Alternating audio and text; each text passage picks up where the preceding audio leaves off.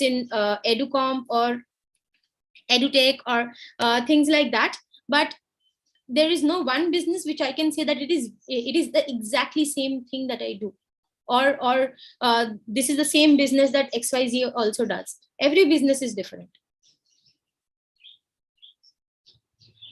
Right now, for me, it is pretty much that whoever are the live participants, I feel I'm talking to black boxes. It would be great if you can just unmute yourself and share your thoughts, or maybe if you don't if you don't agree with me, you're most welcome to make your point here. But honestly, when I was doing my graduation or maybe post graduations, I did not have this kind of platform wherein I could ask and maybe ideate something.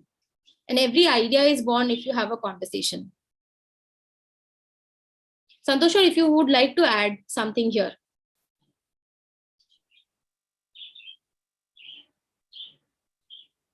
Hello?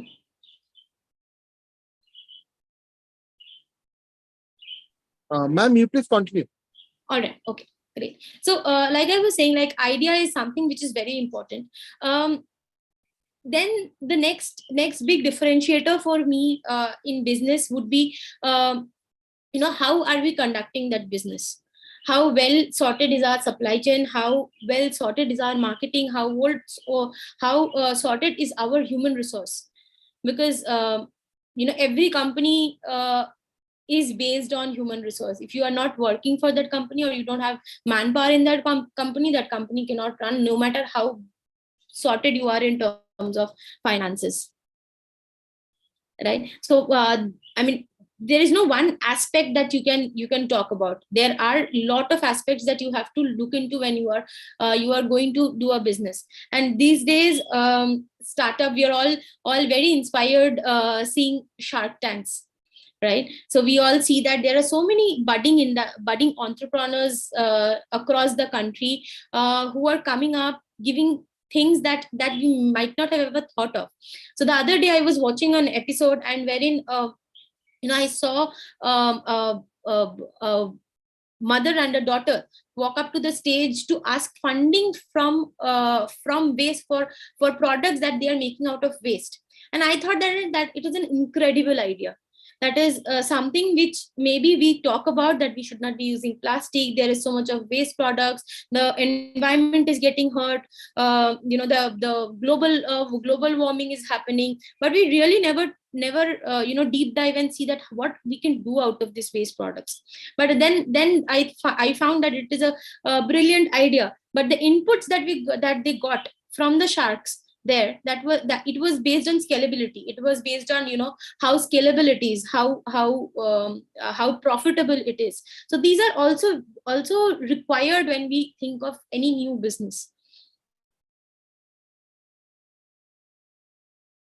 So I mean, to start with, I think this is my pretty overview about business. If there is anything specific that anyone wants to ask, any specific industry we are talking about, please feel free to get in touch. In my 9 years of experience, I have majorly worked for startups. I have majorly worked for e-commerce startups, to be specific. A little bit of knowledge there. So anybody is wanting to have any question, ask any questions about it, please feel free to get in touch. Ma'am, Yeah. Sandipan again. Yeah. So, ma'am, actually, I have a particular question. Yeah. Like, in order to start a business or a startup, there is no particular route map, as far as I know. But the students or the participants over here today are mostly, there would be engineers. And some of them may they turn up as an entrepreneur someday. So, ma'am, if you can light on some points, like how they can plan. Right, I got it. Although I know that there are not particular route map. There are no route map actually. Yes, absolutely. But if you can provide any idea, or because currently there are lots of entrepreneurs are coming up nowadays. Right. So based on that, if you can guide them or share some idea, ma'am. Sure. So, sir, I mean, first of all, everybody has their own idea of business, like I was saying, right? So, if you ask me, I mean, like I see engineers as not only doing something which is very related to the engineering field, but they can of course diversify themselves. You can all diversify yourselves, right? We all know the basic one trick of business, that is there is no trick. There is no rule book, there is no playbook, handbook as such to do business. Um, so if when I was just passing out of my college, and we were given this projects of doing something, making something, or doing something which is not there as of now. So I made a project for a watermelon plant, watermelon juice plant, to be very specific. And in that time, which is like the earlier late, I would say mid 2000s, there was no real fruit juice as such, or no yellow straw as such. So I was ideating to have my own watermelon juice plant, because watermelon is one product that cannot stay for long. The freshness goes away very easily, right? So that I had that idea in my mind. Unfortunately, I could not carry it out because I went for my MBS. I mean, you know, uh, you might have some business at home wherein you can look at how to expand that. And it is not necessarily, when we have a business at home, it is necessarily that you have to only multiply it by by the number of warehouses or the offices, or for some the shops. You can multiply it, you can diverse it into other platforms. Some having a distribution of certain products can go into warehousing. Some having uh, mm, vegetable shops can look at having a supermart. So I mean, like I said, there is no rule book or playbook. So for companies like Snapdeal, like the company I'm working now for, Leadership Boulevard Private Limited, known as Lead School, we are all into the same industry but in a different way. So first of all, what we need to understand is what is that we actually want to do. If we are interested to be an entrepreneur, we need to find out and zero down to that one point of interest. We need to find out that, okay, fine, this is where I think that I can shine, I can do brilliant in. We need to find out that, to start with, the thumb rule is that we need to find out that one point of interest that we have. And then maybe when we have that interest point, we start ideating, we start researching on how the industry looks like.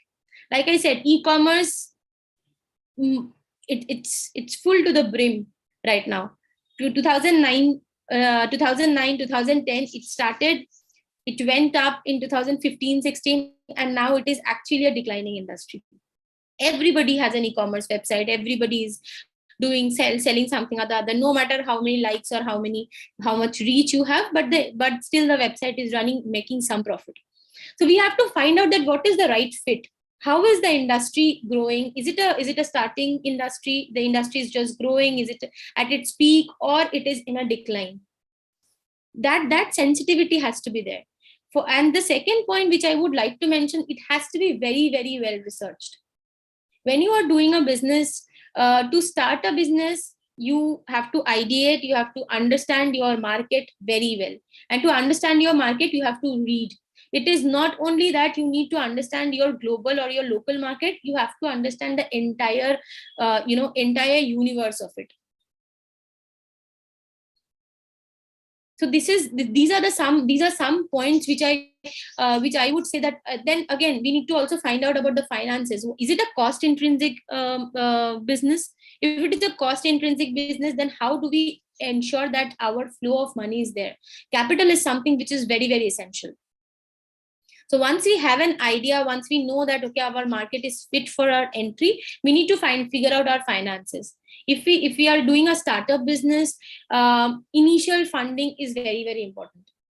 You have to figure out who is that initial funder. Are you going to fund it out of your own pocket, or are you going to take borrow it from your family, or maybe banks and whatever? But that source of funding has to be very clear. Once that source of funding is very clear, you need to do a proof of your concept, whether that business that you have ideated, what you are trying to run, is it going to work?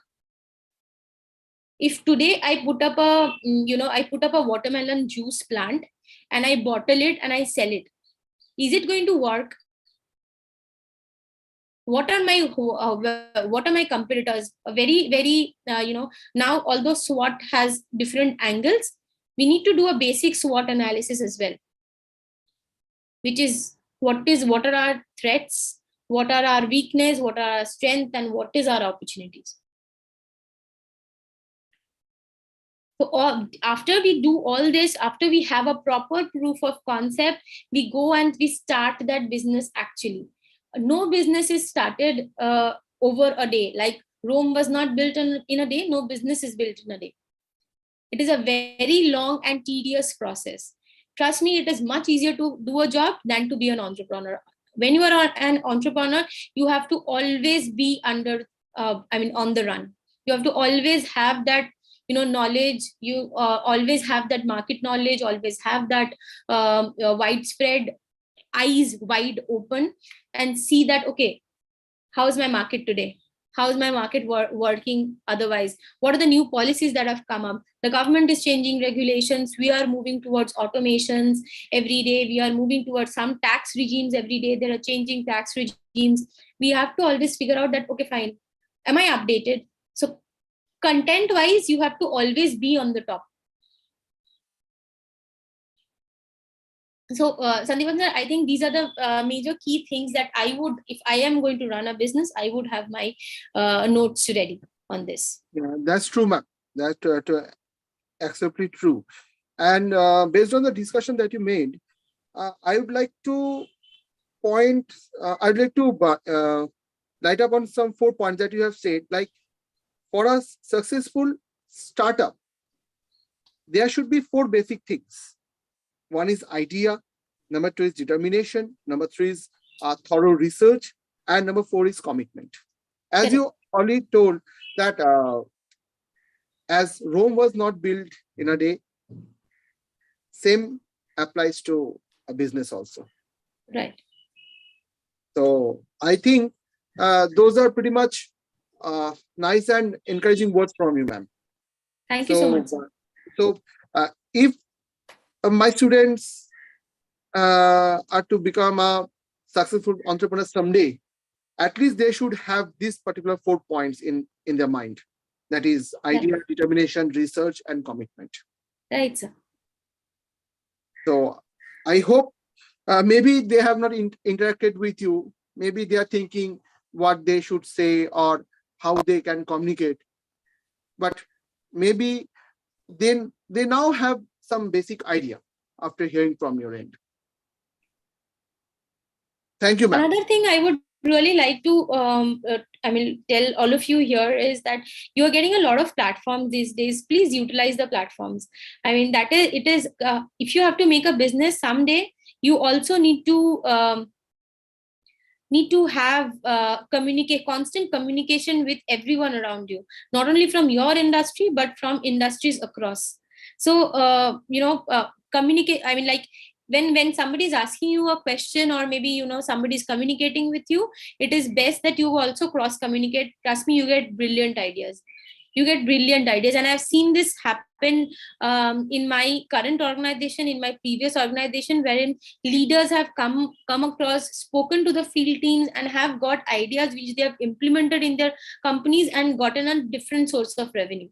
So communication is another thing that we all need to work on. I know that our education system, it is pretty much rote learning. We need to learn a lot of things and just write our papers and get great CGPAs and DGPAs, but then that is not the end of it.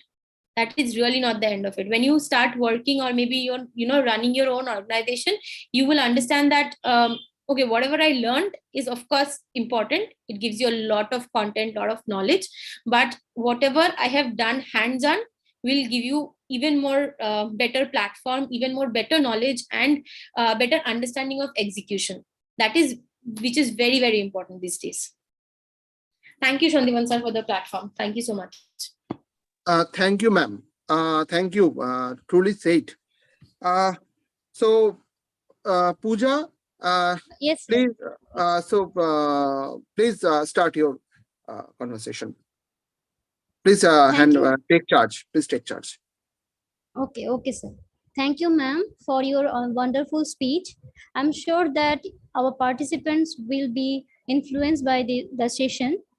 So, if I also request our students, if they have any queries, please unmute yourself and ask, or you can put it in the chat box also. And I think I thank you again to our speaker, Ms. Priyadarshini Sarkar. And so here is a token of appreciation for you. I request Rajashri sir to display the memento on the screen.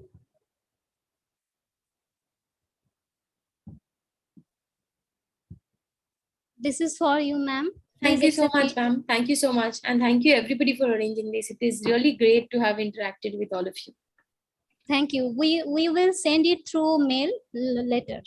Sure. Thank you. Thank you. So before going ahead, I request the students, participants to fill the feedback form, which is in the chat box. The link is provided in the chat box.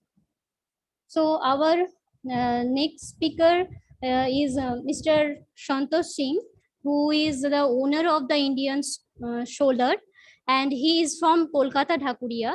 He has completed diploma in mechanical engineering from Government of West Bengal 2014 and BTech in mechanical engineering also in the year of 2021. He was also trained in renewable sector from National Institute of Solar Energy. As an entrepreneur, started his business in the year of 2018. So I request him to start the session. Over to you, sir. Thank you, everyone. Thank you, our principal madam, and thank you, our beloved all teachers. প্রথমে বলে রাখি, আমি ইংলিশে অত comfortable নয়, ঠিক আছে? আমার স্পিচটা পুরোপুরি বাংলাতেই দেবো, ঠিক আছে? Not an issue, Okay, Shantosh. sir. Please be comfortable. কোনো প্রবলেম নেই। হ্যাঁ, অ্যাকচুয়ালি রাজশ্রী স্যার এরকম একটা অপরচুনিটি দিয়েছেন যে আমার বিজনেস জার্নিটাকে এখানে এক্সপ্রেস করার জন্য বা সবার সাথে শেয়ার করে নেওয়ার জন্য।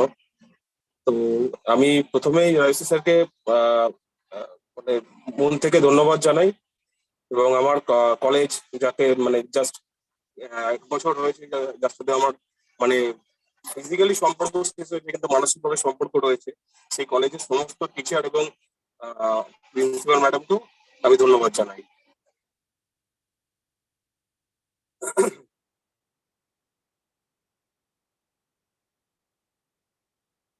সবাই শুনতে পাচ্ছেন? Yes, Santosh. Please carry on. আমি অ্যাকচুয়ালি 2011-12-তে আমার হচ্ছে ম্যাথামেটিক্স অনার্স ছিল। তা আনফর্চুনেটলি কোনো একটা কারণবশত আমার অনার্স আমি করতে পারিনি। সেই মুহূর্তে বাড়ির একটা ফিনান্সিয়াল প্রবলেম হয়ে গেছিল। তারপরে ডিপ্লোমা করতে চলে যাই, গভর্নমেন্ট অফ ওয়েস্ট বেঙ্গল থেকে ডিপ্লোমা করি। 4 বছর অটোমোবাইলের সার্ভিস করি, যার মধ্যে আমি অশোক লেল্যান্ডে ছিলাম 2 বছর, ডাইরেক্ট পেরোলে ছিলাম, চেন্নাইতে ছিলাম। দেন আমি কলকাতায় আসি। কলকাতায় কিছুদিন সার্ভিস করার পরে মনে হলো যে বিটেকটা করতে হবে, কারণ এডুকেশন বাড়ানোর অনেকগুলো রিজন ছিল তার পিছনে। তো বিটেকটা কমপ্লিট করার পরে বা এই করার সাথে সাথে একটা ডিফারেন্ট কিছু করার প্ল্যানিং ছিল, কিন্তু ঘটনাটা হচ্ছে আমার যে বিটেক করার ডিসিশনটা তার আগেই আমি একটা অপরচুনিটি পাই, সেটা হচ্ছে 2017-এ। তো আমি এনআইএসসি থেকে একটা প্রপোজাল পাই আমার কাছে। আমি অনেকদিন আগে অ্যাপ্লিকেশন করেছিলাম, তার 1 বছর আগে। তো আমার অ্যাপ্লিকেশন রিসিভ হয়ে যায়। তারপরে একটা এন্ট্রান্স এক্সাম হয়, সেখানে একটা 6 মাসের একটা ট্রেনিং পিরিয়ড থাকে। সেই ট্রেনিং পিরিয়ডে একটা অপরচুনিটি পাওয়া যায়। তো এনআইএসসি থেকে যখন আমি ট্রেনিংটা শেষ করার পরে আমি লুমিনাস ইন্ডিয়াতে চাকরি করতাম। সেটা হচ্ছে আপনার অ্যাকচুয়ালি এটা ছিল হচ্ছে দিল্লির পাহাড়গঞ্জে। তা আমি এন্টায়ার নয়ডা, গ্রেটার নয়ডা এই সমস্ত জায়গায় ফিল্ড সুপারভাইজার হিসেবে বেশ কিছুদিন জব করলাম। তো জব স্যাটিসফ্যাকশন ছিল না বলেই আবার কলকাতায় মুভ করে আসলাম। এসে 2018-তে কলেজে এখানে অ্যাডমিশন নেওয়া, এবং একসাথে 2018-তে আমার এই ইন্ডিয়ান সোলার, এই যে আমার যে প্রপার্টারশিপ বা এখন যে প্রাইভেট লিমিটেড আমি করছি, তো এটার হচ্ছে জার্নি স্টার্ট। প্রথমত হচ্ছে আমি আমার যে ব্যাকগ্রাউন্ড বা আমার বিজনেস রিলেটেড কোনো ব্যাকগ্রাউন্ড ছিল না, যেরকম বা বিবিএ বা এমবিএ এরকম কোনো তো ব্যাকগ্রাউন্ড ছিল না। আর দ্বিতীয়ত হচ্ছে একদম নলেজটা খুবই কম ছিল। অ্যাজ এ এন্টারপ্রেনিয়ার যদি আপনি ধরেন, এই ব্যাপারে নলেজটা খুবই কম ছিল। কিন্তু পথ চলতে চলতে অনেক সময় অনেকবার হোঁচট খেতে খেতে আস্তে আস্তে করে জিনিসগুলো শিখতে পেরেছি। তো প্রথমত আমি সবাইকে বলতে চাই যে বিজনেস, এই যে কিছুক্ষণ আগে আমাদের শ্রদ্ধেয় ম্যাডাম যে কথাগুলো বললেন, তার মধ্যে একটা সত্যি ইম্পর্টেন্ট জিনিস, একটা বেসিক আইডিয়া কিন্তু সবার আগে দরকার পড়ে অবশ্যই। কিন্তু তার সাথে সাথে একটা জিনিস খুব দরকার পড়ে, যে আমি ফার্স্টেই আমার রিস্ক আমি কতটা নিতে পারবো, আর আমি বিজনেস যে স্টার্ট করবো তার মেন্টালিটিটা কিন্তু সবার আগে দরকার পড়ে। যে আমি বিজনেস স্টার্ট করবো সেই মেন্টালিটি এবং আমার রিস্ক আমি কতটা নিতে পারবো, এবং আমার মনের ভিতরে কতটা জেদ এবং কতটা উপলব্ধি আছে বিজনেসটার ব্যাপারে, সেটা কিন্তু সব থেকে বেশি ইম্পর্টেন্ট। আর আর তার সাথে সাথে কম্পারেটিভলি আমি যদি আরেকটা জিনিস চিন্তা করি, সেটা হচ্ছে আহ জ্ঞান। ঠিক আছে, জ্ঞান বলতে তুমি আমি বা আপনারা যখনই আমরা কোনো বিজনেসের চিন্তা করি, সেই পার্টিকুলার ফিল্ডটার ব্যাপারে কিন্তু একটা ডেপথ নলেজ দরকার পড়ে। কারণ এই যে পার্টিকুলার যে ফিল্ডটা নিয়ে আমি বিজনেস করছি আজকে, ঠিক আছে, বা এরপরেও আমি চিন্তা সেটাকে বড় করার বা আরো অন্য কিছু এডিশন হবে এর সাথে, রিনিউয়েবল সেক্টরে হচ্ছে সোলার হচ্ছে সব থেকে বুমিং ইন্ডাস্ট্রি। ঠিক আছে,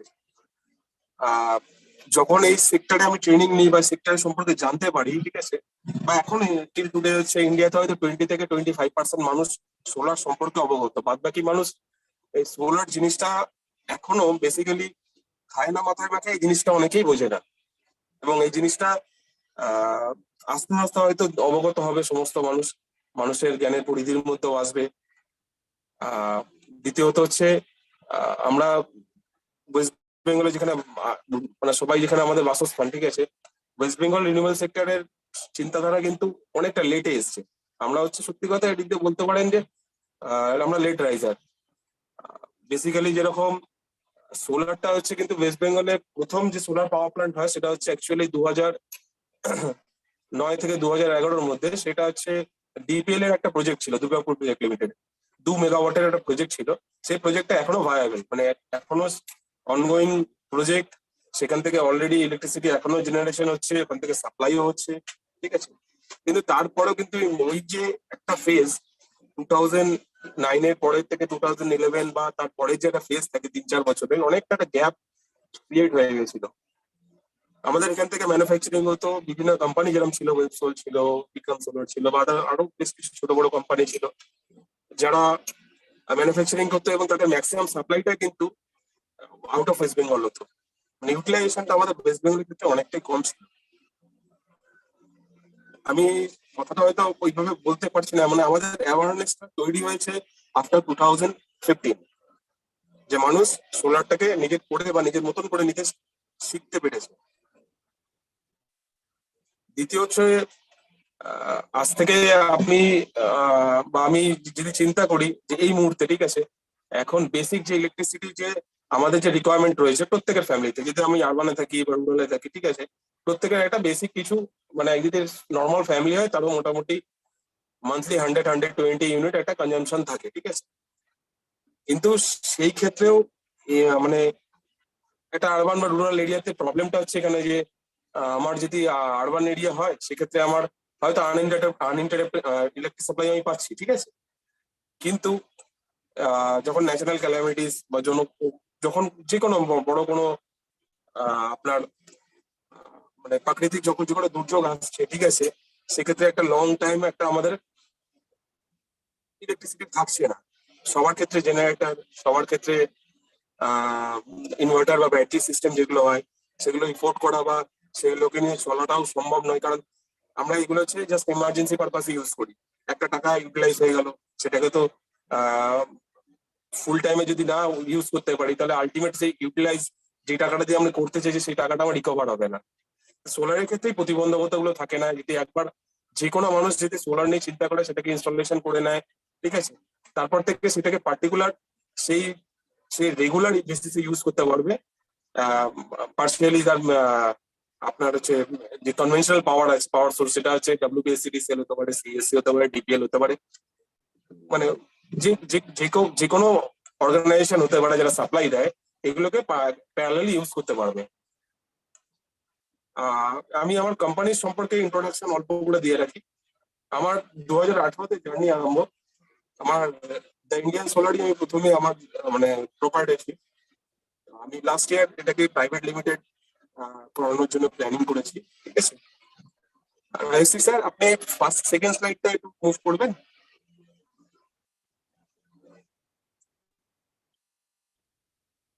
হ্যালো স্যার।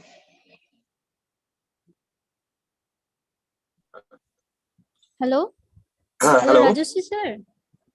হ্যাঁ হ্যাঁ ঠিক আছে, সেকেন্ড স্লাইড ছিল, সেকেন্ড স্লাইড। হ্যাঁ থ্যাংক ইউ।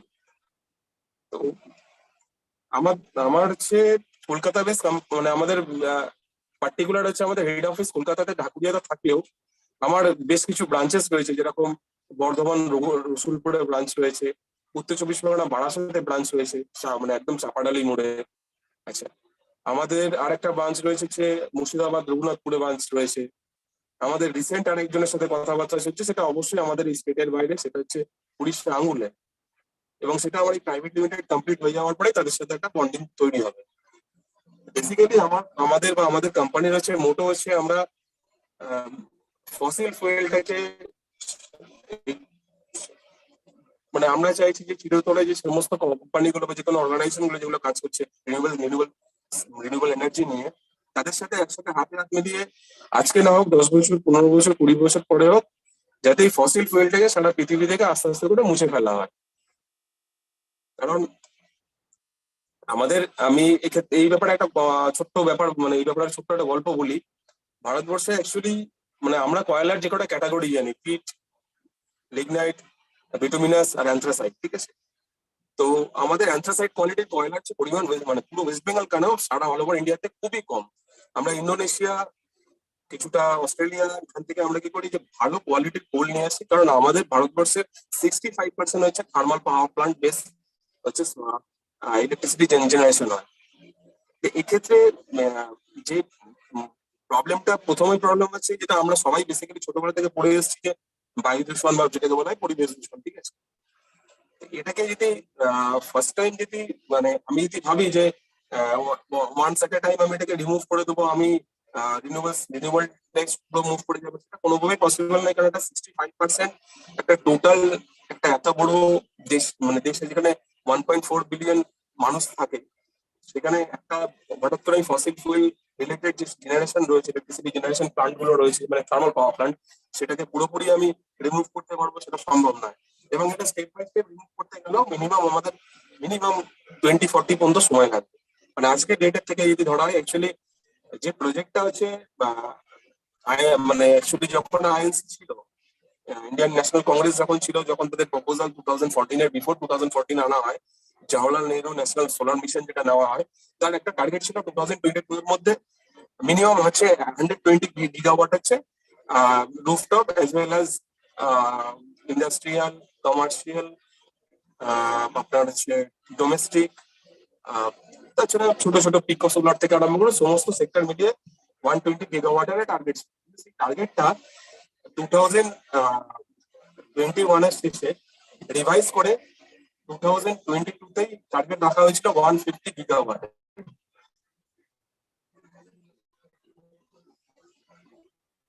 হ্যালো, সবাই শুনতে পাচ্ছেন? হ্যাঁ হ্যাঁ একদম Yes, sir. শুনতে পাচ্ছি। বুঝতে পারছি।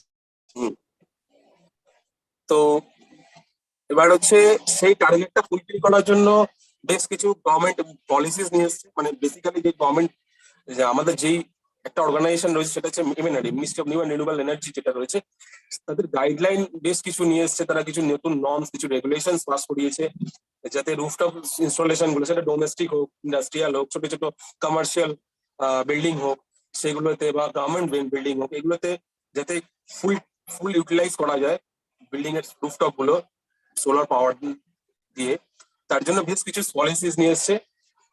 সেক্ষেত্রে আমাদের ওয়েস্ট বেঙ্গলে কিছু কমপ্লিকেশনস রয়েছে, সেটা যদিও অন্য একটা ইস্যু, সেটা নিয়ে আমি বলতে চাইছি না।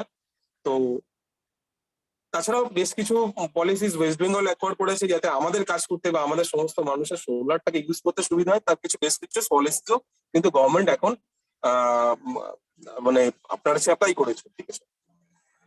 আর দ্বিতীয়ত হচ্ছে সবচেয়ে বড় যে জিনিসটা প্রথমে বলছিলাম, যে 4টে ক্যাটাগরির মধ্যে 3টে ক্যাটাগরি আমরা পেলাম, অ্যান্থাসাইডে খুব কম, আমাদের কোয়ান্টিটি খুবই কম, তাই জন্য যেহেতু আমরা ইম্পোর্ট করে আনতে হচ্ছে আমাদেরকে, এবং এর একটা হিউজ কস্ট হয়ে যায়। একটা ফসিল ফুয়েল থেকে যদি আমি ওয়েস্ট বেঙ্গলের রেসপেক্টে বিচার করি, 1 ইউনিট কারেন্ট জেনারেশন করতে 3 টাকা 43 থেকে প্রায় 4 টাকা পর্যন্ত খরচা হয়, এটা হচ্ছে অ্যাজ পার সিএসসি রিপোর্ট, ঠিক আছে। কিন্তু বেসিক্যালি এতটা খরচা হয় না, হয়তো আরো কম হয়, সেটা আমি ডিসকাস করছি না, এটা ডিসকাশনের বিষয় না অবশ্যই।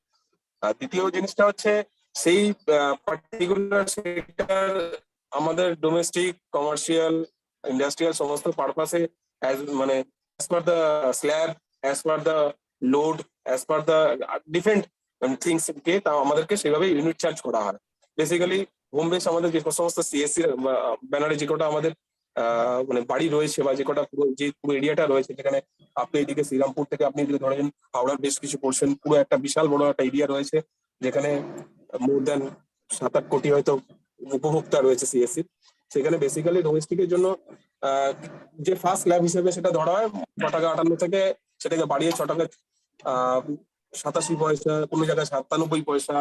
এবার ডিপেন্ড করে যে এটা ট্রান্সমিশন ওপর। আজকে যদি আপনার বাড়ি বজবজ থেকে কাছাকাছি হয়, তার ট্রান্সমিশন কস্ট একটা হবে। আপনার যদি আজকে বাড়ি এখান থেকে শ্রীরামপুর হয়ে গেল বজবজ থেকে, তার ডিস্টেন্স যেহেতু বেড়ে যাচ্ছে, সেখানে ট্রান্সমিশন কস্ট যেহেতু বাড়ছে, সেখানে কিন্তু ইউনিট চার্জ, ইউনিট স্ল্যাব কিন্তু চেঞ্জ হতে থাকে। এবং এটার ক্ষেত্রেও একটা বিশাল তর্কের ব্যাপার রয়েছে, যে তর্কে আমি যেতে চাইছি না। এই ব্যাপারে প্রতিটা মানুষ, আমরা যারা সিএসসি বা যদি এসসিডিসিএল ধরা হয়, প্রত্যেকেরই কিন্তু বেশ কিছু কনফিউশন রয়েছে ইলেকট্রিক বিল বা ইলেকট্রিক স্ল্যাব নিয়ে। একটু থার্ড স্লাইডটা খুলবেন। বেসিক্যালি আমাদের সার্ভিসটা হচ্ছে রুফটপ ইনস্টলেশন, যেখানে রুফটপের মধ্যে আমরা on grid, of grid, hybrid 3 টাইপেরই ইনস্টলেশন করে থাকি। এবার অন গ্রিড, অফ গ্রিড এবং হাইব্রিড এই 3টে কি জিনিস, সেটা আমি একটা এরপরে স্লাইড রয়েছে, সেই ছবিতে আমি এক্সপ্লেন করে দিতে পারবো। তাছাড়া আমরা সোলার ওয়াটার পাম্পিং সিস্টেম আছে, আপনার সোলার স্ট্রিট লাইট, ঠিক আছে, এই সমস্ত ধরনের কাজ আমাদের কোম্পানি বা আমরা করে থাকি। পরের স্লাইডটা তো খুলবেন। হ্যালো স্যার, হ্যালো,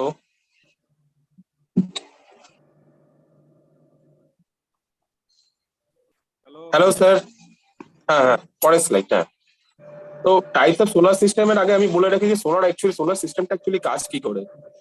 অ্যাকচুয়ালি সান রে এর মধ্যে ফোটন, আমি ডিটেলসে একদম যে যাচ্ছি না, আমি বলে দিই আমি সবাইকে, আপনাদের বা তোমাদের সবাইকে বলে দিই যে সূর্য যে কিরণটা যখন আসে না, সানরেজ যখন আসে, তার মধ্যে ফোটন পার্টিকেল থাকে, ঠিক আছে। এই ফোটন পার্টিকেল হচ্ছে আমাদের হ্যালো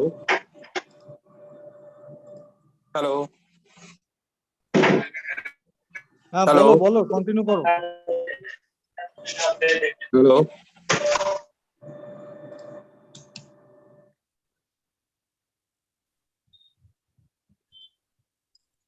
হ্যালো স্যার, হ্যাঁ হ্যালো, শোনা যাচ্ছে? শোনা যাচ্ছে। আচ্ছা, তো বেসিক্যালি হচ্ছে এই ফোটন পার্টিকেল হচ্ছে সেমিকন্ডাক্টর বেস, যে আমাদের অ্যাকচুয়ালি প্যানেলটা সোলার পিভি মডিউল যেটা হয়, টোটালি সেমিকন্ডাক্টর বেস টেকনোলজির উপরে তৈরি করা, ঠিক আছে। তো এইখানে যখন হচ্ছে এই সমস্ত ফোটন পার্টিকেল এসে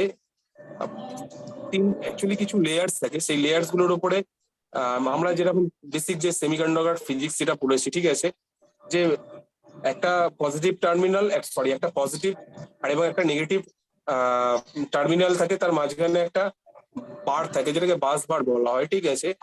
তো এই ব্যাপারটা হচ্ছে দুটো দুটো টার্মিনালের মাঝখানে যখন এই ফোটন পার্টিকেল এসে হিট করে, ঠিক আছে, তখন ইলেকট্রন গুলো চার্জ হওয়ার পরে ওরা কি করে মুভ করে। এবার বাস বার দিয়ে যখনই মুভ করে তখন হচ্ছে এর ভিতরে বেশ কিছু ইন্টারনাল প্রিন্সিপাল থাকে, যার মধ্যে দিয়ে এই ইলেকট্রিসিটিটা বাইপাস করে, মানে ইলেকট্রন গুলো বাইপাস করে মানে আপনার অ্যাজ এ রেজাল্টেন্ট আপনার হচ্ছে ইলেকট্রিসিটি আমাদেরকে প্রোভাইড করে থাকে, ঠিক আছে।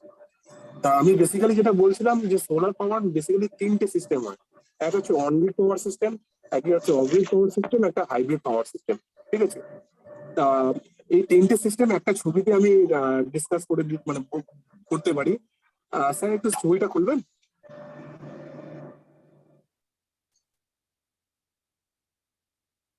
হ্যাঁ, ছবিতে দেখা যাচ্ছে সূর্য থেকে সূর্য কিরণ আসছে, মানে যেটা সূর্য রশ্মি আসছে আমার সোলার মডিউলের উপর পড়ছে।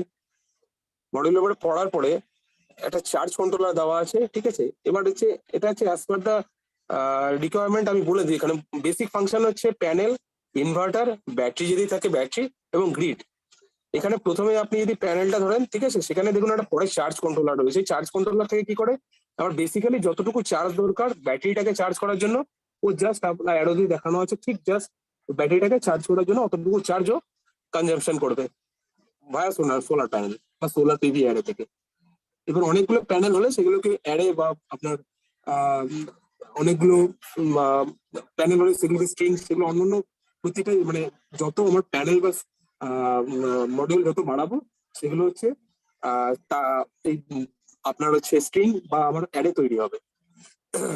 তা আমার বেসিক্যালি যদি আমার ব্যাটারি যদি না লাগে সেক্ষেত্রে আমার কি হচ্ছে যে প্যানেল থেকে ডাইরেক্ট আমার ইনভার্টারে চলে যাচ্ছে কানেকশনটা। ইনভার্টার থেকে কি করছে, কানেকশনটা আমি ডাইরেক্ট ইউজও করতে পারি, বা আমার ডোমেস্টিক পারপাসে, ইন্ডাস্ট্রিয়াল পারপাসে, কমার্শিয়াল পারপাসে, বা ইনভার্টার থেকে ভায়া উপরে একটা মিটার লাগানো থাকে, সেটা বাই ডাইরেকশনাল মিটার হতে পারে বা নেট মিটার হতে পারে। এটা কি করে, যে ইলেকট্রিসিটি আমি যেটা সোলার থেকে তৈরি করছি সেটা কি করছে, সেটা আমরা জাস্ট গ্রিডকে বাইপাস করে পাঠিয়ে দিচ্ছি, এবং তার এগেনস্টে আমরা প্রত্যেক মাসে বা প্রত্যেক 3 মাস অন্তর আমরা সিএসসি হলে প্রত্যেক মাসে, আর ডাব্লিউবিএসসি হলে প্রত্যেক 3 মাস অন্তর হচ্ছে আমাদের নিজের বিলে একটা রিফ্লেকশন পাবো যে এতটা মাইনাস হয়ে বিল আসছে। এবার যদি আমি গ্রিডকে না দিই, গ্রিডটাকে আমি বন্ধ করে রেখে দিই, সেক্ষেত্রে আমি কি করছি, প্রথমে প্যানেল দিয়ে ব্যাটারিকে চার্জ করছি এবং ইনভার্টার দিয়ে আমি নিজের পারপাসে ইউজ করছি। এবার আমি বলে দিই কোনটা কি। যদি ব্যাটারি না থাকে এই সিস্টেমটা, তাহলে এটাকে বলা হয় অনগ্রিড পাওয়ার সিস্টেম। যদি ব্যাটারি রাখা হয় তাহলে বলা হয় এটাকে অফগ্রিড পাওয়ার সিস্টেম, সেখানে গ্রিড কিন্তু থাকছে না। আর যদি গ্রিড থাকছে, ব্যাটারি থাকছে এবং আপনার সোলারও থাকছে, তিনটে যখন থাকছে, তিনটে সাপ্লাই চেনটাকে একসাথে বলা হয় হাইব্রিড সোলার পাওয়ার সিস্টেম। আচ্ছা, এই পরের স্লাইডে আমার যেটা আলোচনার বিষয়বস্তু, আমরা কেন রিনিউয়েবল এনার্জিতে বা রিনিউয়েবল এনার্জিতে মুভ মানুষ সবাই করছে কেন। ব্যাপারটা হচ্ছে পাওয়ারের হচ্ছে demand day by day increase হচ্ছে, এটা ন্যাচারাল ব্যাপার, ঠিক আছে। এটা আমরা আপনি সবার ক্ষেত্রেই, কারণ মানুষের লাইফস্টাইল, মানুষের রিকোয়ারমেন্ট, সেটা হচ্ছে বেসিক্যালি আমাদের সমস্ত কিছু টেকনোলজি নির্ভর হয়ে যাচ্ছে। তো যত আমরা টেকনোলজি জিনিসগুলোকে প্রত্যেক দিন বা প্রত্যেক মুহূর্তে ইউজ করব, তত আমাদের কিন্তু একটা বেসিক সেখানে বাড়ছে। সেক্ষেত্রে একটা ইলেকট্রিসিটি চাহিদা বাড়লেও কিন্তু আমাদের কনভেনশনাল প্রসেসে যে ইলেকট্রিসিটি আমরা পাচ্ছি সেখানে একটা গ্যাপ অটোমেটিক তৈরি হচ্ছে। কারণ একটা সময় সারা ভারতবর্ষে পার ডে হচ্ছে সাপোজ 1000 গিগাওয়াট চাহিদা ছিল, সেটা আফটার আমি তাও ধরে নিয়েছি 2010-এ। কিন্তু আজকে 2022-তে এসে আফটার 12 ইয়ার্স, যেহেতু টেকনোলজি আপগ্রেড হয়েছে, জনসংখ্যাও বেড়েছে এবং আরো বেশ কিছু ইন্ডাস্ট্রি বেড়েছে, ঠিক আছে, সেক্ষেত্রে ইলেকট্রিক কনজাম্পশনটা অনেকটা ইনক্রিজ।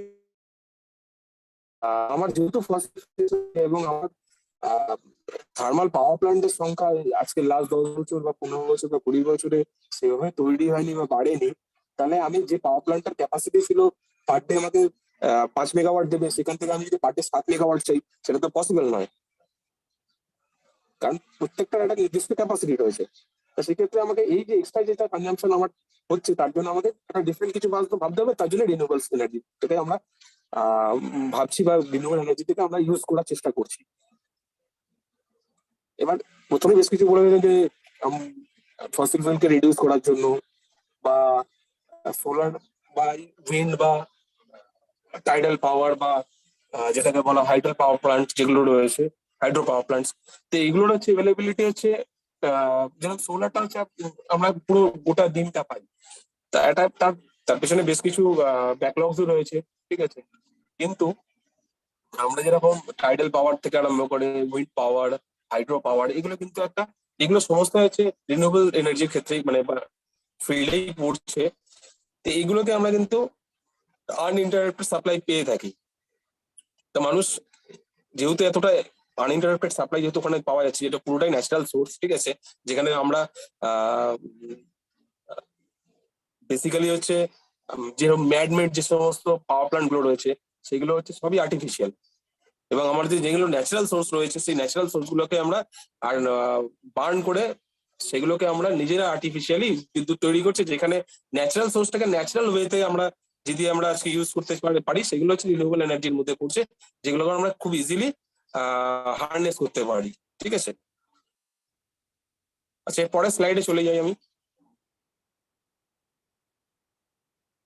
এটা আমার একদম প্রথম কাজ, যখন আমি প্রথম ব্যবসা আরম্ভ করি 2018 মাঝামাঝি। এটা 150 ওয়াট পিকের একটা অপারেট ছোট্ট সিস্টেম ছিল একটা।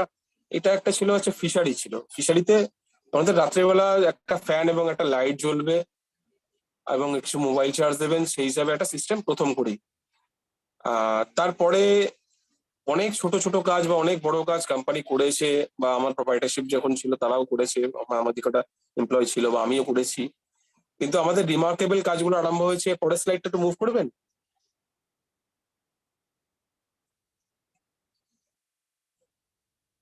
এটা হচ্ছে আমাদের 2020-তে জাস্ট জাস্ট লকডাউন শেষ হয়েছে আপনার জুলাইয়ের শেষের দিকে। একটা গুয়াহাটি আসামে কাজ ছিল 25 কিলোওয়াটের, এটা আইএনসি ছিল, ইনস্টলেশন এন্ড কমিশনিং। লাকিলি আমি তখন আমার প্রোপাইটারশিপ, ঠিক আছে, তখন আমার কোম্পানি ফরমেশন হয়নি।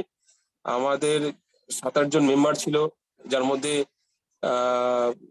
কিছু আমার কলেজেরই, মানে আমার বলতে আমার মালদা পলিটেকনিকের বেশ কিছু জুনিয়র ছিল, আমার একজন সিনিয়র ছিল যিনি গাইড করেছেন। এই প্রজেক্টটা হচ্ছে সাকসেসফুলি আমরা নামিয়েছিলাম।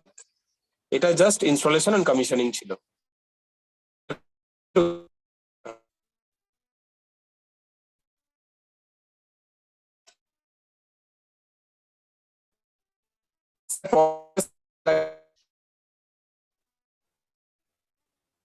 Hello sir. হ্যাঁ, এটা হাওড়া আরামপুরের ডেটা কলেজ আছে। এটা হচ্ছে আমারই সিনিয়র যিনি কনসালটেন্ট ছিলেন, তা ওনার থ্রুতেই এই কাজটা আমাদের একসাথে করা, ঠিক আছে। এটাও আইএনসি ছিল 30 কিলোওয়াটে। তো এই কাজটাও বেশ মানে সাকসেসফুলি করার পরে আমরা শুধু আইএনসি নয়, এরপরে আমরা এটার এএমসিও পেয়েছি, এবং সেটা হচ্ছে জাস্ট 1 বছর পরেই আমরা এটার এএমসি পেয়েছি, আমরা কোম্পানি আমাদেরকে ডেকে দিয়েছে। আচ্ছা, এরপরে স্লাইডটা স্যার।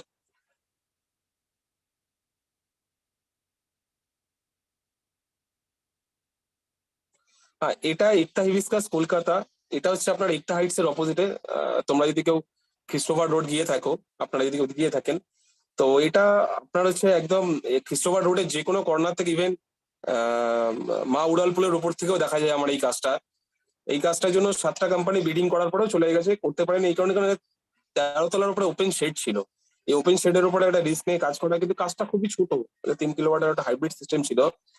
কিন্তু এই কাজটা আমরা সাকসেসফুলি নামিয়েছি, এবং এই প্রজেক্টটা নামানোর পরে বেশ কিছু ঝড়, এরকম বেশ কিছু মানে যেরকম কিছুদিন আগে আমাদের কালবৈশাখী গেল, কিন্তু আমার প্রজেক্টটা আছে এটা খুব সুন্দরভাবে রান করছে এবং চলছেও।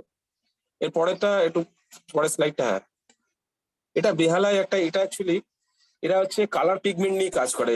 এটা এদের অ্যাকচুয়ালি ছোট্ট একটা R&D আছে, তো বেহালাতেই রয়েছে এদের অফিস, ঠিক আছে। তো ওদের ছোট্ট একটা ল্যাব রয়েছে, ল্যাবের রিকোয়ারমেন্ট ছিল এই 7 থেকে 8 কিলোওয়াট, তারা 10 কিলোওয়াট ইনস্টলেশন ছিল। এটা অনগ্রিড, এটা আমাদেরই হাতের ইনস্টলেশন করা। এটা হচ্ছে 2021 লাস্ট ইয়ারে করা, জুন মাসে। এর পরেরটা স্যার। হ্যাঁ, এটা জাস্ট 2 কিলোওয়াটের একটা, এদের সিসি পাওয়ার জন্য আরবান হাইটস রাজডাঙ্গা আমাদের কলকাতাতেই। তো এই কাজটা হচ্ছে এরা আহ, আমাদেরকে দিয়েছিল, কিন্তু এটাও একটু কমপ্লিকেটেড কাজ ছিল, কারণ এমন একটা জায়গায় অ্যালোকেশন করা ছিল যে জায়গাটায় কাজ করাটা একটু টাফ ছিল। এবার এই সমস্ত টাফ, আমি কেন কথাগুলো বারবার করে বলছি যে এরকম টাফ বা এরকম কাজগুলো, কারণ এই কমপ্লিকেশন এবং এই জিনিসগুলো কিন্তু শুধু ব্যবসার ক্ষেত্রে নয়, যে কোনো কাজের ক্ষেত্রে যখনই কেরিয়ার নিয়ে আমরা এগোবো, এগুলো আসবে। এবং এই চ্যালেঞ্জ গুলোকে যদি ওভারকাম করা যায়, পরে যতই টাফ কাজ বা যতই কমপ্লিকেশন গুলো আসুক, সেগুলো কিন্তু ওভারকাম করার পরে একটা নিজেদের মধ্যে এনার্জি তৈরি হয়ে যায়, নিজেদের মধ্যে একটা কনফিডেন্স চলে আসে। সে পরে একটু স্লাইডটা মুভ করবেন স্যার। এটা লাস্ট ইয়ার কাজ করা, এটা অ্যাকচুয়ালি কাজটার আরো বড় বড় বড় করা হয়েছে। এটা 50 কিলোওয়াটের অন গ্রিড প্রজেক্ট ছিল। এটা একটা হাওয়াই ছুটির ফ্যাক্টরি ছিল। ভদ্রলোক প্রচন্ড মানে রিনিউয়েবল নিয়ে প্রচন্ড ভাবনা চিন্তা করতেন। পরবর্তীকালে আমরা এরপরে 80 কিলোওয়াটের একটা হাইব্রিড সিস্টেমের ইনস্টলেশন করেছিলাম, যেটা আমি এখন এখানে দেখাতে পারিনি, কেন এত স্লাইড শো করা সম্ভব নয়, সবার সময়টা সীমিত, আমার ক্ষেত্রেও সীমিত। তো এইখানে আমরা একটা 80 কিলোওয়াটের হাইব্রিড কাজ করেছি, এবং সেটা যে গ্রাউন্ড মাউন্টিং ছিল। এগুলো সব যে কটা কাজ দেখা হলো ম্যাক্সিমামই সব রুফ মাউন্টিং, ঠিক আছে, কিন্তু সেই কাজটা শুধু গ্রাউন্ড মাউন্টিং করা হয়েছে, এবং সেটার গ্রাউন্ড মাউন্টিং কিন্তু প্রায় 17 থেকে 18 ফিট হাইট করে আমরা সেই কাজটা করেছি। এবং এই স্ট্রাকচারাল যে সমস্ত কাজগুলো, এগুলো যারা তোমরা বা তোমরাই বলছি, যারা পড়াশোনা করছো এখন, যারা মেকানিক্যাল স্টুডেন্ট আছে, এই স্ট্রাকচারটা কিন্তু দাঁড় করাতে প্রচুর আমাদের মানে প্রবলেম হয়েছে। সিম্পল অটোক্যাডে ড্রয়িং করে এটার জাস্ট ওই বেসিক যে লেআউটটা ওটাই পাওয়া গেছিল, আমাদের সলিড ওয়ার্কসে কাজ করে বের করতে পারেনি, আমরা ক্যাটিয়াতে লাস্টে কাজ করে ডিজাইন করে বের করা হয়েছিল। এবং ফাইনাল যে ডিজাইন এন্ড ড্রয়িংটা, এটা আমাদের আরেকটা সফটওয়্যার পাওয়া যায়, একটা নয় বহু সফটওয়্যার রয়েছে, পিভি সিস্ট রয়েছে, পিভি সোল রয়েছে, বহু সফটওয়্যার রয়েছে। তাই সেই ধরনের সফটওয়্যারে লাস্ট ফাইনাল ডিজাইন করার পরে প্রজেক্টটা আমরা এক্সিকিউট করেছি। সেই ছবিটা আমি দেখাতে পারছি না, কিন্তু জাস্ট এই প্রজেক্টটা যেটা দেখছেন, এই প্রজেক্টটা দেখছো তোমরা যারা, এই প্রজেক্টটার জাস্ট ওটা এলাবোরেট প্রজেক্ট। এর সঙ্গে আরো 30 কিলোওয়াট অ্যাড হয়েছে, সেটা হচ্ছে গ্রাউন্ড মাউন্টিং হয়েছিল। এবার যদি কারো কোনো কোশ্চেন থাকে বেসিক্যালি আমার বিজনেস রিলেটেড বা আমার বিজনেস পলিসির ব্যাপারে বা আমার চিন্তা ভাবনার ব্যাপারে বা আমি কি করেছি, আর একটা কথা বলে রাখি, জীবনের প্রথম স্টার্টিং 150 ওয়াটের একটা ছোট্ট প্যানেল বিক্রি করে তার সাথে একটা ব্যাটারি অ্যাটাচমেন্ট করে কন্ট্রোলার দিয়ে আমি লাস্ট যে ফাইনাল কাজ করেছি, সেটা দুর্গাপুর অন্ডালে 225, একটা 94 আর একটা 325 কিলোওয়াট। সেটা হচ্ছে দুর্গাপুর এবং আসানসোল মিলিয়ে পুরো আইএনসি প্লাস এএমসি পাওয়া গেছে, আমাদের কোম্পানি পেয়েছে, in collaboration with Galaxy Photovoltaic Solution Private Limited.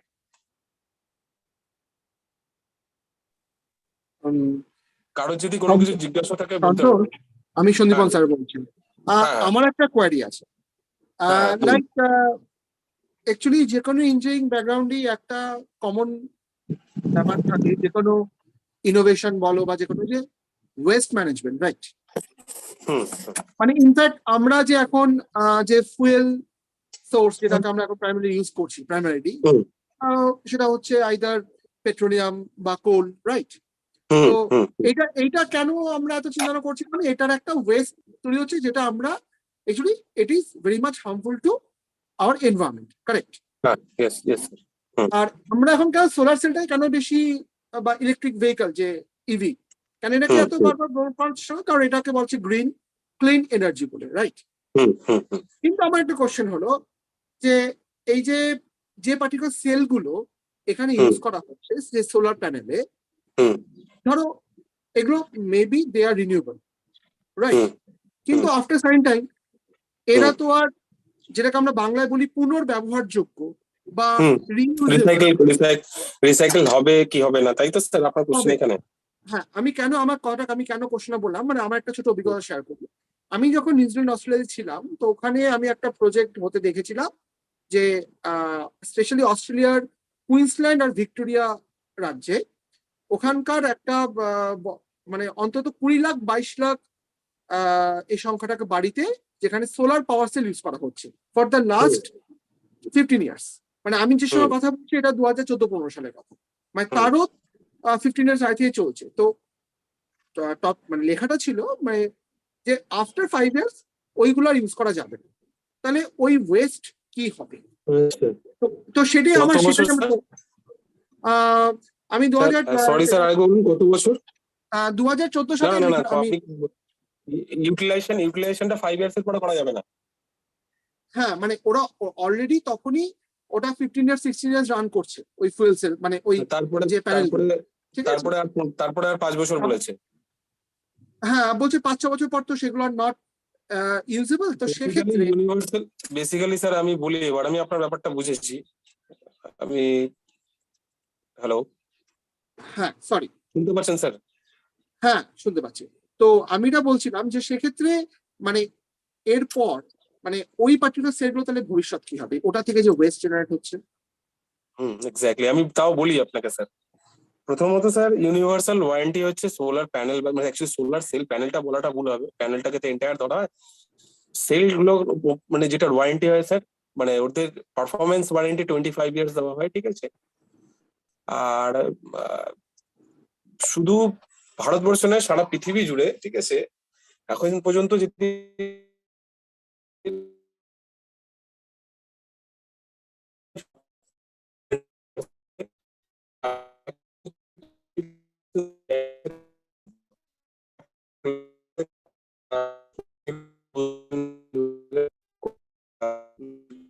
আমাদের ইজিলি ভায়া গুগল হলে আপনি সার্চ করে পেয়ে যাবেন।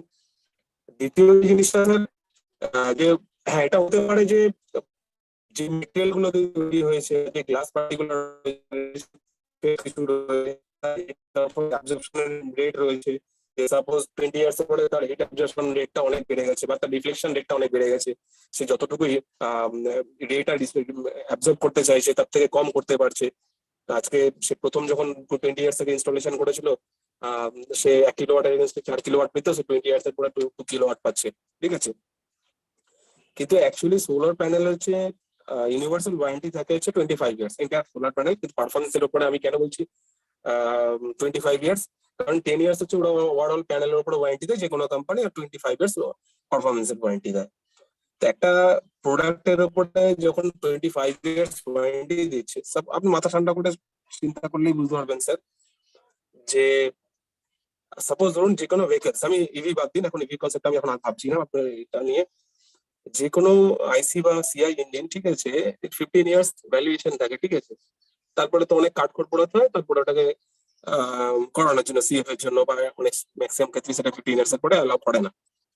তো একটা পার্টিকুলার থিংস যার শুধু যাকে মেনটেনেন্স বলতে, যাকে একবার যদি ছোটখাটো প্ল্যান্ট হয়, বড় প্ল্যান্টের ক্ষেত্রে সবার ক্ষেত্রেই সেম, তার কিছু ওয়্যারিং আছে আপনার হচ্ছে, বা আদার্স যে সমস্ত সার্কিট ব্রেকার্স রয়েছে বা আদার্স থিংস গুলো রয়েছে, সেগুলোকে একটা part by part, time by time চেঞ্জের বা সেটাকে মেনটেন করার একটা ব্যাপার থাকে। কিন্তু প্যানেল গুলো যেগুলো রয়েছে একটা রুটিন ওয়াইজ সেটাকে জাস্ট ডাস্ট ফ্রি করে দিলে আফটার 25 ইয়ার্স আপনি কিন্তু জেনারেশন পাবেন, প্রথমত। দ্বিতীয় হচ্ছে, আমার কাছে কোম্পানিটা পার্টিকুলার বলতে পারছি না, আমার এই মুহূর্তে মনে নেই। তা ওরা পার্টিকুলার এই সোলার সেলটা, অ্যাকচুয়ালি সোলার যে সেল হয় এগুলো থিন ফিল্মের মতন হয়। তো এগুলোকে রিসাইকেল বলতে, এগুলোকে ওরা ক্রাশ করে এটাকে নতুন করে আবার মানে আবার বাই প্রোডাক্ট যেটা ছিল আমাদের সিলিকনের, বা যখন বোরন হয়, বা আপনার হচ্ছে ক্যাডমিয়াম টেলোরাইট হয়, এই সমস্ত যে মাদার ফরমেশন ছিল সেই ফরমেশনে নিয়ে যেত, মানে নিয়ে যেতে পারবে সেইভাবে কিন্তু চেষ্টা করছে। ওকে, তো বুঝতে পেরেছি। হুম ঠিক আছে, থ্যাংক ইউ, থ্যাংক ইউ। হুম Puja, over to you. Okay, sir. Thank you, our speaker, for your wonderful speech. Now, so here we have a token of appreciation for you. I request Sandeepan sir to display over the screen.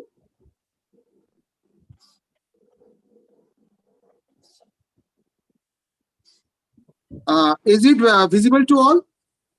Yes, sir. Thank Yes, you, sir. sir. It is visible. Please accept it, sir. We will send it through mail later. Okay, sir. Oh, thank you, thank you. So now I request students, if they have any questions, so they can put it in the chat box, or unmute yourself and ask if they have any queries. regarding the session.